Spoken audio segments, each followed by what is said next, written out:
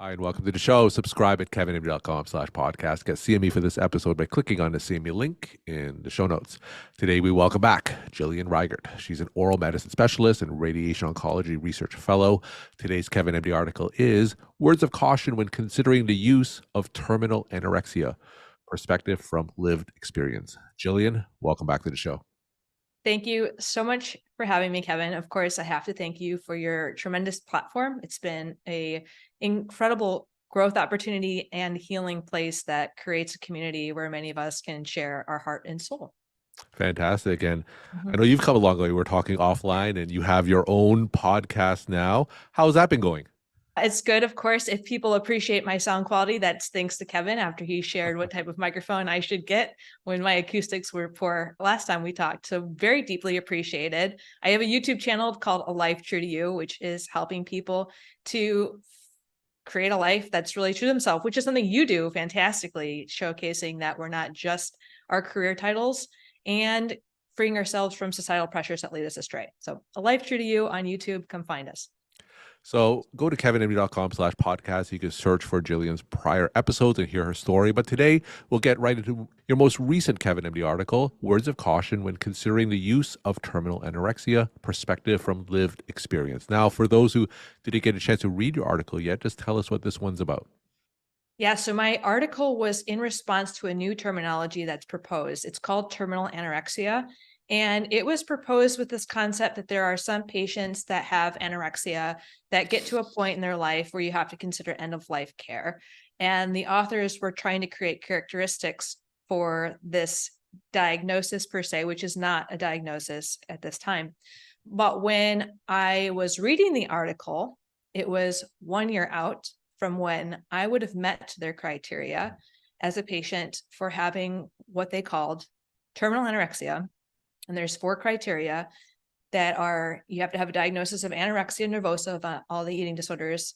You have to be over the age of 30. You've have to had previous high quality care, and you have to have consistent commitment to say that I don't want any more treatment, that treatment would be futile, and accept that your death is most likely going to occur as a result of medical complications from malnutrition. So tell us some of the issues and concerns you had about this paper after reading that. Yes, and I'd like to call to attention, there's another patient with lived experience who has written an article in response to this. Her name is Ali Khan. Her last name is Asaria, and that's in the Journal of Eating Disorders. And I mentioned that early because she's really gone into detail, talking about the problems with these 4 criteria. And I completely agree with everything that she says in her articles. But briefly, for a diagnosis of anorexia nervosa, you can tell me your exposure, the education that we get in medical training is very limited. And Yeah. it's still like in the prompts for boards, it's still this adolescent, cisgendered Caucasian female who gets like a stress fracture, hasn't had her period in a long time. Right? That's the very stereotypical type of vision when we think of eating disorders. And you can share with me what has been your exposure with education on eating disorders. No, it's exactly what you said. I think that the scenario you just described could have come out of any board book. Yeah. And at some points in my life, I was stereotypical. And I think that led to me I have privilege from that when it comes to having access to care. But now I'm 35 years old and have a lot more awareness. I've been in all levels of care. I had observations and said, something's not right. We are missing a lot of information when it comes to understanding eating disorders, and what patients and their caregivers, their parents don't know is that lack of education, is that research funding is lower, is that there are a lot of gaps in treatment. And so oftentimes we have these patients who are quote unquote failing treatment, but no, treatment is failing them. These very superficial beliefs that eating disorders are just fixations on calories and exercise and weight and body image, that's just touching the surface. And I know that to the depths of my core. So when I was in medical school, it was paining me. I felt so misunderstood. I ended up going to my institution for treatment, which was indeed life-saving for the medical complications. But when it comes to anorexia, when you are properly nourished and you're stable from a medical standpoint, like that's just really the beginning where you can start to feel and start to peel back the layers of what's contributing to your eating disorder. And I've been to a point that it's quite scary. People who are caring for a patient that looks like, why can't you just eat? That's something we get a lot, which it's not all about food, but food is part of our medicine. It's part of the necessary treatment. But it's scary for parents to watch their children or spouses to watch their loved ones starve to death and not understand it. And so I've gotten to a point where I was told I wasn't going to make it. And I know how scary that can be. And it's quite fascinating, the resilience that a body can have. So when it came to this article, we're thinking about use of anorexia nervosa. They use that term that the patient and the healthcare professional find that death will be inevitable from this eating disorder. And, people have said that to me, and clearly here I am.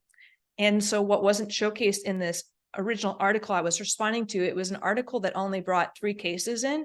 Like, so where are all the other cases that met this criteria and survived and maybe are thriving now?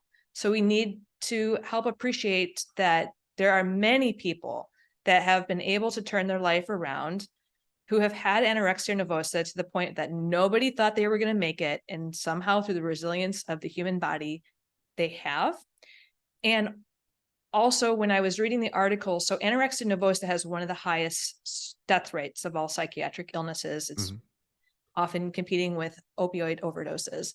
And suicide is a concern with patients with anorexia nervosa. So when I first read the article, I was really glad it was a year out from where I had hit that rock bottom, because the article took away hope and it increased the sense that patient's a burden. And those increase a person's risk to die by suicide. So was kind of my immediate reaction. And anorexia nervosa is interesting in that it often can become an identity for a person, and it becomes kind of like a competitive identity, where I have an article on your platform showcasing why BMI is a problem, because patients often don't think they're sick enough. So if they're gravitating toward this new term, terminal anorexia, well, some people are going to make that a goal. And one thing that really stuck out to me in Ali Khan, the other patient who has the lived experience articles on the Journal of Eating Disorders, she said these patients with eating disorders need permission to live, not permission to die. And so that was a long-winded way of just saying with full-out compassion my initial response when I read the article and what was going through my mind, without even going down the age 30, like what the heck, high quality treatment. Well, how are you going to define that? As I share in the article, I went to high levels of care, but that doesn't equal high quality treatment.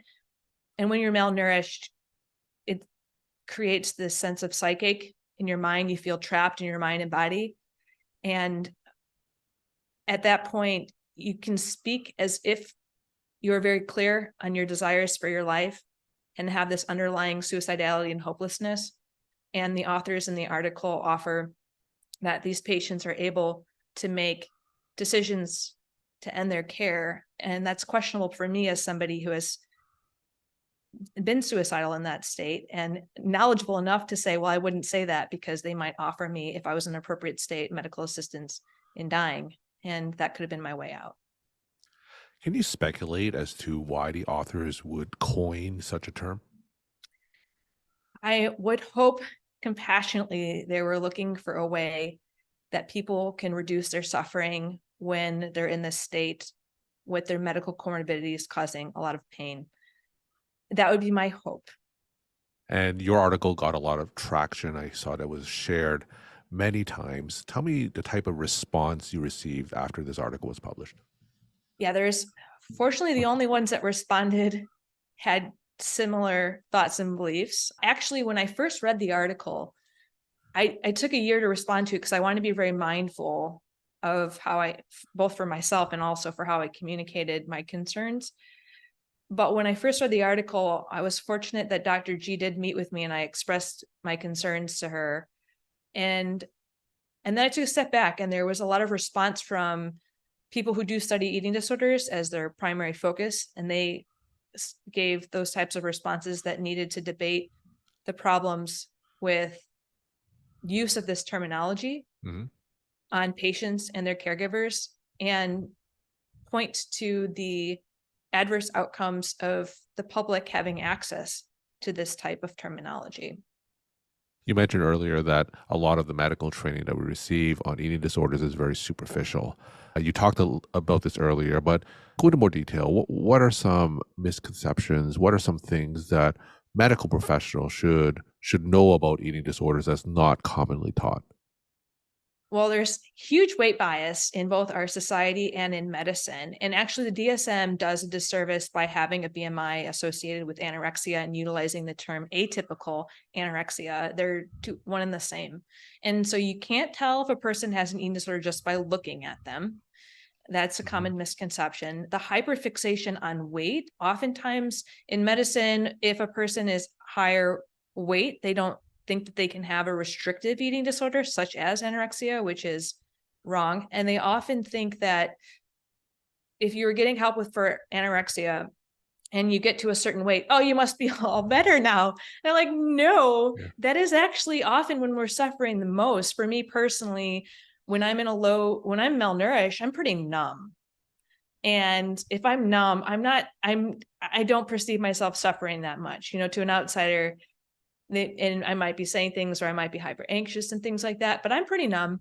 And so if I allow myself to be in a nourished state, I can feel all the things that are going on. And actually what's fueling my eating disorder, it's often from a place of low self-esteem, low Mhm. self-confidence. If there's been trauma in your life, I equate the eating disorder. This may or may not be accepted by all people, so I don't want to generalize, but I'll just speak from my perspective, is it's like an addiction. It's like a coping skill. And so when we just focus on, oh, I'm going to help that person to have a better relationship with exercise and with food. Okay, well, but what was really going on underneath? What's really stimulating this eating disorder? Now, have you made any headway in terms of reframing eating disorders from your perspective? Yes, absolutely. So sometimes people say, and I love this question. Thank you for asking. In my lifetime, sometimes people say the eating disorder is a bully and that it's really problematic and they separate you from the eating disorder. And I realized that was actually creating a challenge for me because I just felt so trapped. And why would my brain be attacking me? And why would it be wanting me to die and not wanting the best for me? And I actually realized like the eating disorder has been a kind of a canary in the coal mine. And it's been showcasing to me when I'm doing things that actually aren't in my best interest. And so when it's coming up for me as, oh, I want to lean into these eating disorder behaviors, I'm like, but what do I really need right now? So that being that canary in the coal mine and showcasing like, there's something going on right now. I don't feel safe. I'm needing something to help me feel safe and to cope. And so if I'm noticing that I'm having an increased desire to act on eating disorder, I develop self-compassion, take a step back and have a curious lens as I wonder what's really going on for me right now. And that's really improved my ability to stay in more wellness. We're talking to Jillian Reigert. She is an oral medicine specialist and radiation oncology research fellow. Today's Kevin MD article is Words of Caution when considering the use of terminal anorexia, perspective from lived experience. So, Jillian, tell us what you see in terms of the immediate future when it comes to terminology surrounding anorexia and other eating disorders. I foresee that people are now speaking out about why anorexia and atypical anorexia are problematic to separate and how they're, something that should be considered one and the same. And I find that utilizing terms when we introduced the DSM, I kind of wish I was on the team to help reshape Yeah. it for eating disorders, but we have to be very considerate. I wish that these individuals that published on this paper would have had a forum where they were closed, talked to other eating disorder specialists, and said, can you please tell me what foreseen adverse outcomes you can predict if this were to be published and circulated for public to be able to read? So I hope that people can be very mindful when considering use of any terms in the DSM and how it can have adverse outcomes, and not just for eating disorders, but any sort of diagnosis, particularly in the mental health sector. And any resources that you trust that you would like to share in case people want to read more? I think the patients of lived experience are people that are commonly not heard enough. So I would be, especially as I mentioned, with Ali Khan and the Journal for Eating Disorders, and other people who, for physicians, spend more time listening to the patients. So I think our best resources are the patients. And we'll end with your take-home messages to the Kevin MD audience. My take-home messages are: throw away all you've learned about eating disorders. It's time to unlearn those and relearn so that we can take better care of patients, because patients are not failing the system. The system is failing the patients. Jillian, once again, thank you so much for sharing your story time and insight. And thanks again for coming back on the show. Yeah, thank you so much for having me. It's been a pleasure.